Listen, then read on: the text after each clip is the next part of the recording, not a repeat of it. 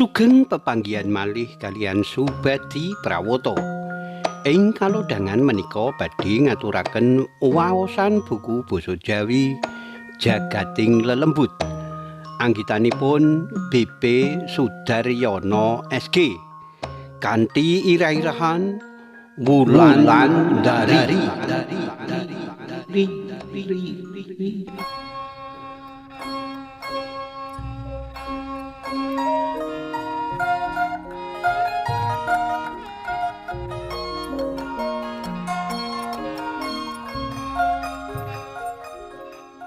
Sandangan sing isih pating klumbruk ing dipan. Pak Toto rapi dak lebokake lemari. Lemari antik tinggalane suwargi bapak. Pirang-pirang dina ringkes-ringkes nata barang pindahan lan mlebu omah anyar. Iki bener-bener nguras tenagaku. Keprungu suarane gending anyut-anyut mencotake mbarengi swara waranggana kang alus ulem. Atiku kepranan banget. Lah terus saka ngendi ya? Penasaran banget tak goleki maneh. Awit suarane cedhak banget prasasat ing jero kamar iki. Mongko aku ora duwe koleksi kaset kaya iki. Tak tilingake kanthi premati. Lah dalah, kok kaya saka jerone lemari antiku. Alon tak buka lemari kuwi. Bener, suarane pancen saka kene. Tak bukai siji-siji lacine. Ora ana apa-apane. Nganti tumpukan sandangan tak jupuki maneh. Uga ora ana apa-apane. Nanging swara gending kuwi sangsaya mranani atiku. Saka ngendi ya? Saya penasaran, tak adul-adul kabeh isine lemari antik kuwi. Ing sisih pojok ngisor tinemu kenop kunci. Sing wis luwih saka 10 taun aku duwe lemari antik kuwi ora tak gatekake. Semono uga swargi bapak ya ora ngendika anane kenop kunci. Swara gending mau metune saka kenop kuno kuwi. Welah aneh pikiranku. Ora bisa mikir dawa maneh. Enggal kenop kunci kuwi tak puter nengen kaya ana lawang menga sakjroné lemari lan cahya padhang madangi lurung samburine lawang. Gojag-gajeg pikiranku nganti swara gending lan waranggana kuwi keprungu maneh lan luwih cetha. Metu saka lurung padhang jero lemari kuwi. Kaya ana tenaga sing nuntun jangkahku alon mlebu lemari lan nelusur lurung padhang nganti tekan ruangan sing jembar. Ruangan peni tinata rapi kebak gambar lukisan foto kuno gedhe-gedhe.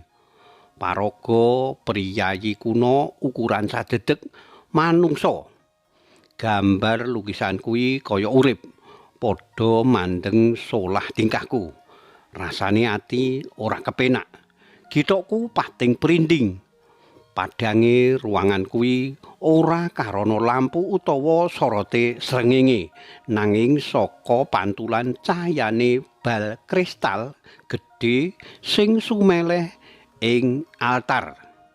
Sing mestine kanggo papan persembahan lan pangorbanan. Nitik sacedhake meja altar kuwi ana tumbak canggah lan pedhang gedhe sing ana tilase getih. Sangarepe altar kuwi ana paraga wanita lungguh ndingkluk ngadhep gamelan gender sing ditabuh alon. Saka kene iki swara gending lan wira swara sing dak rungu lan tak goleki mau.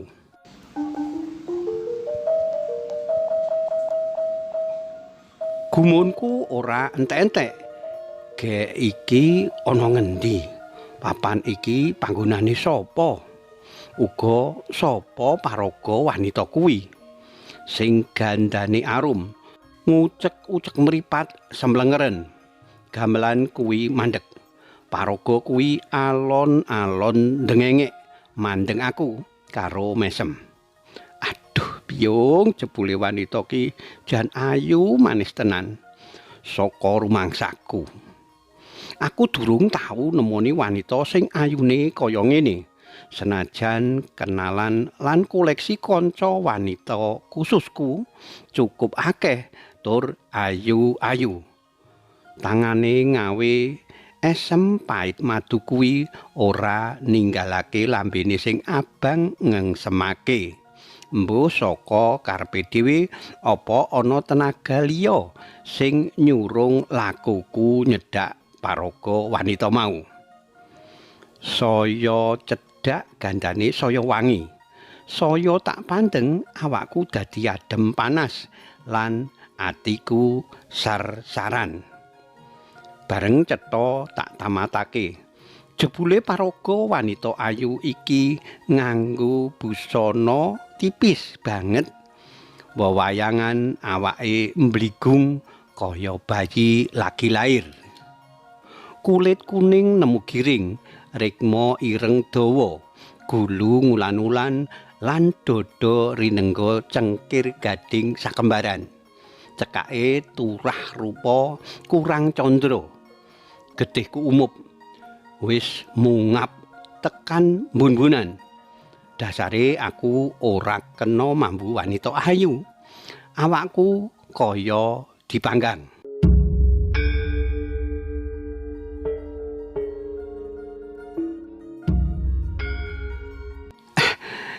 Mas Dar, mrene yo.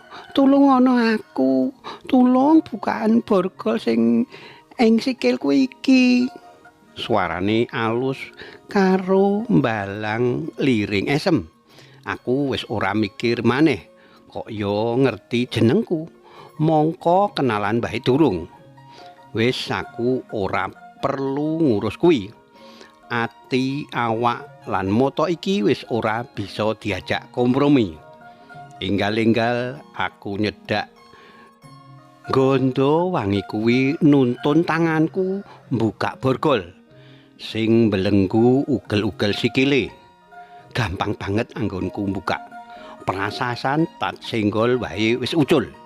Nanging kene yo kok dheweke ora bisa ngluwari dhewe.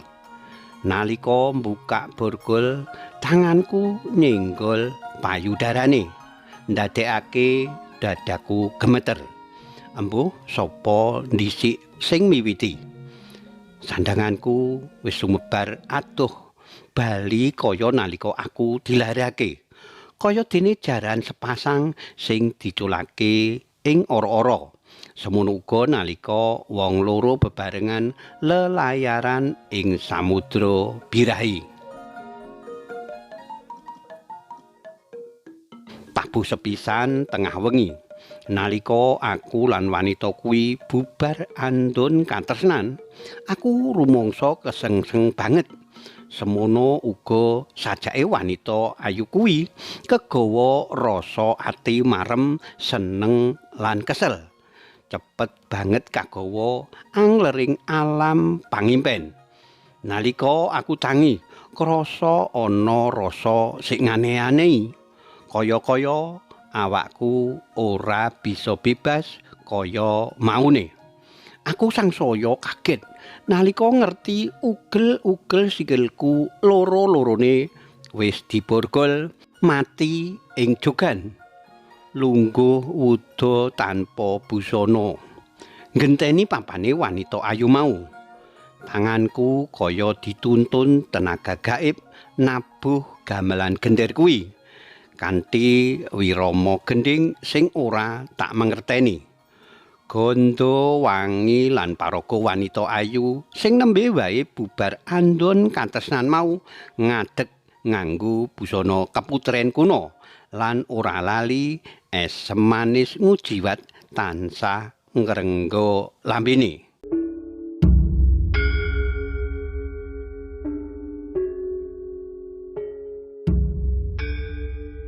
Master, aku ngaturake panuwun dene panjenengan wis bisa ngluwari aku saka paksiksan sing wis tak lakoni meh 200 taunan.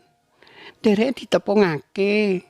Jenengku Wulandari, putra-putrine salah sawijining nayaka praja kraton Ngayogyakarta.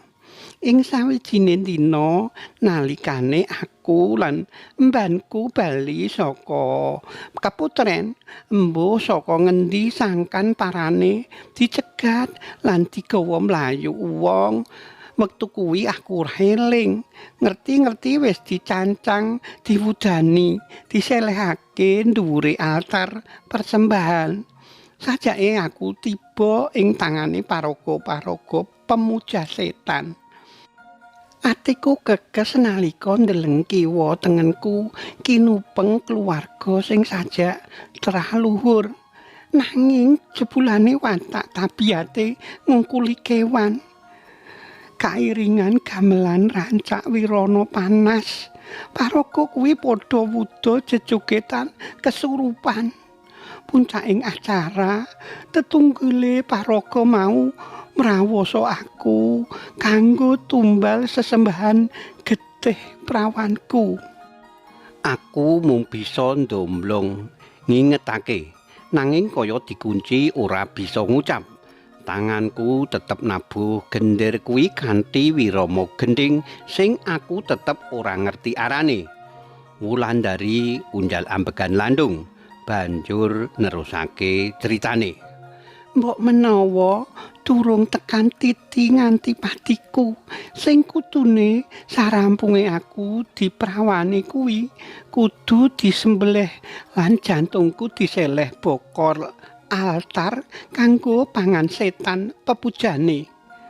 Aku diluari nanging diborgol sangarepe gender iki lan dijanjeni saben malam Jumat Kliwon aku kudu gelem ngladeni saresmi karo para paraga pemuja setan kuwi. Yen pancen aku isih gelem urip, aku isih kepengin urip kanggo males tumindake paraga kuwi kabeh.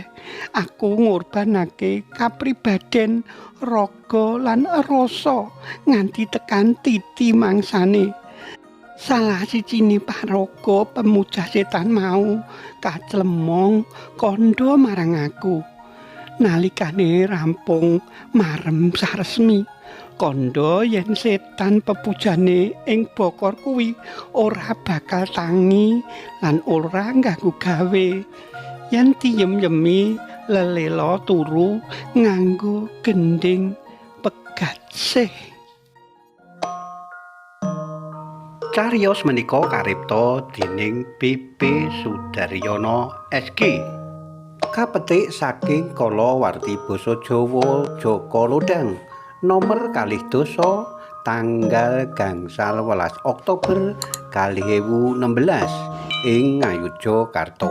Matur nuwun awit kawigatosanipun saged pepanggihan malih wonten ing cariyos-cariyos sanesipun. Matur nuwun, nuwun.